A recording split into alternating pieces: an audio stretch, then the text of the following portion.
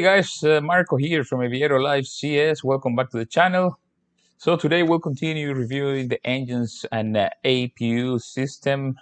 We're going to talk about normal operations, and in here I just put some information from FCOM 1 about normal procedures for the engine start, and also we will review what the supplementary procedures say for the adverse weather, cold weather operations.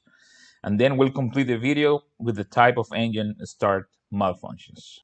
Okay, before we continue, I want to thank again Captain Pat Boone for allowing me to use the Boeing 737 MRG. This app is just great if you want to support your reading, your studying. You can find lots of information. Captain Boone goes beyond, and he has here Boeing 737 NG, different models, including the MAX. And I highly recommend it. If you guys don't have it, I will leave a link in the description below. So go there, check it out, go to his website, and then you won't regret getting this amazing app. Okay, so now let's continue with normal operations.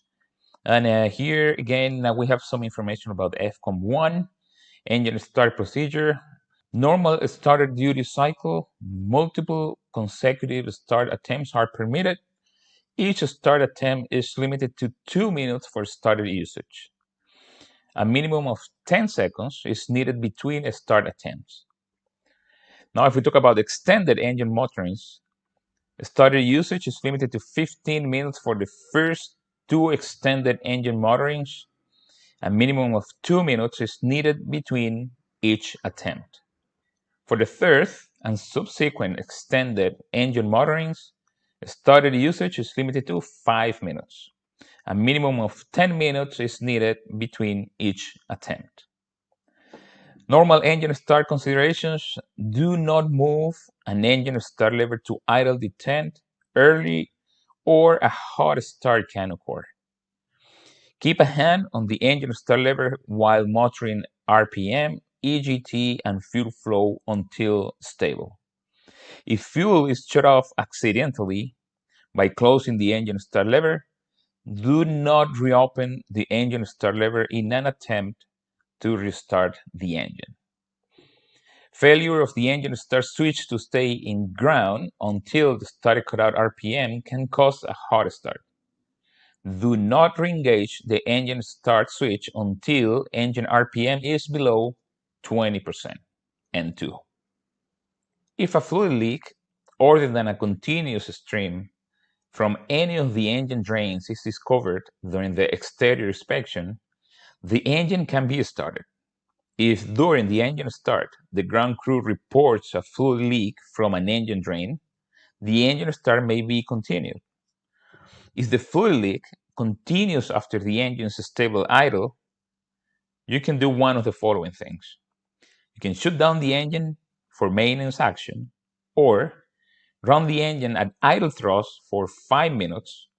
If the fluid leak stops during this time, no maintenance action is needed. Or you can shut down and restart the engine. Run the engine at idle thrust for up to 5 minutes. If the fluid leak stops during this time, no maintenance action is required. For the first flight of the day, at April elevations at or above 2,000 feet MSL, if the temperature is below 5 degrees Celsius or 41 degrees Fahrenheit, consider placing the ignition select switch to both before starting the engines. This may increase the likelihood of a successful engine start on the first attempt. Do the aborted engine start checklist for one or more of the following abort start conditions. The N1 or N2 does not increase or increases very slowly after the EGT increases. There is no oil pressure indication by the time that the engine is stable at idle. The EGT does not increase by 15 seconds after the engine start lever is moved to the idle detent. The EGT quickly nears or exceeds the start limit. So basically, this is what we follow, what continues here. The FO selects the secondary engine indications. Air conditioning packs, they go to off. and the start sequence is announced by the captain. So the captain calls start. Usually we start number 2 engine first. Captain calls start 2 engine. Engine start switch. Ground. Verify that the N2 RPM increases. When N1 rotation is seen and N2 is at 25%, or if 25% N2 is not possible, at maximum motoring and a minimum of 20% N2. Let's continue here. Note, there's a maximum motoring occurs when N2 acceleration is less than 1% in approximately 5 seconds. Then the engine start lever is moved to idle detent by the captain. Monitor fuel flow and EGT indications at 56% N2. Verify that the engine start switch moves to off. If not, move the engine start switch to off, and that's the FO. Verify that the start valve open alert extinguishes when the engine start switch moves to off. Call started cutout. Then we'll monitor N1, N2, EGT, fuel flow, and oil pressure for normal indications while the engine accelerates to stable idle. After the engine is stable at idle, we start the other engine. How do we know the airplane is stable at idle? We have this note here saying the engine is stable at idle when the EGT start limit red line is no longer shown. And now let's talk about some supplementary procedures for adverse weather. And this is basically what we just did for the engine start procedure, and we'll follow these modifications here. If the engine has been cold soaked for 1 or more hours at ambient temperatures below minus 40 degrees Celsius, do not start or motor the engine. Maintenance personnel should do appropriate procedures for adverse weather heating of the hydromechanical unit.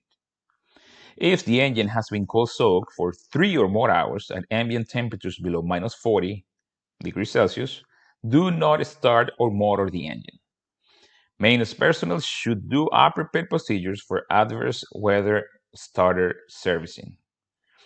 If ambient temperature is below minus 35 degrees, idle the engine for 2 minutes before changing thrust lever position. Several minutes may be needed for oil pressure to reach the normal operating pressure. During this period, oil pressure may go above the normal range and the oil filter bypass light may illuminate. Operate the engine at idle thrust until oil pressure returns to the normal range. If the oil pressure remains above the normal range after the oil temperature has stabilized within limits, shut down the engine. Display units may require additional warm-up time before displayed engine indications accurately show change in values. Now let's talk about the type of engine start malfunctions. During ground starts, the EEC monitors engine parameters to detect impending hot starts, engine stalls, EGT start limit exceedances, wet starts. These protection features do not function during in-flight starts. And let's start talking about hot starts and engine stalls. If an impending hot start is detected by a rapid rise in EGT or EGT approaching the start limit, or a compressor stall occurs, the white box surrounding the EGT digital readout flashes white. This one here. The flashing white box resets when the start lever is moved to cutoff, or the engine reaches idle N2. Current versions of EEC software automatically turn off the ignition and shoots off fuel to the engine for an impending hot start or stall. If the EGT exceeds the starting limit, the EGT display, both box and dial, turn red, as you can see here. The EEC automatically turns off the ignition and shoots off fuel to the engine. The alert terminates and the display returns to white when EGT drops below the start limit. Following shutdown of both engines, the EGT box turns red to remind the crew of the exceedance. A wet start occurs if the EGT does not rise after the start lever is moved to idle. If a wet start is detected, the EEC turns off the ignition and it shuts off fuel to the engine 15 seconds after the start lever is moved to idle. Okay guys, that's the end of this video for today. Thank you for watching. If you liked it, please give me a thumbs up. If you are not subscribed to the channel yet, please do it now. And if you believe these videos could be useful for somebody else, please share them. And that's going to help me a lot to grow the channel. In our next video, we will complete the engines and APU review with the non-normal operations. Until then, guys, please take care and hope to see you soon.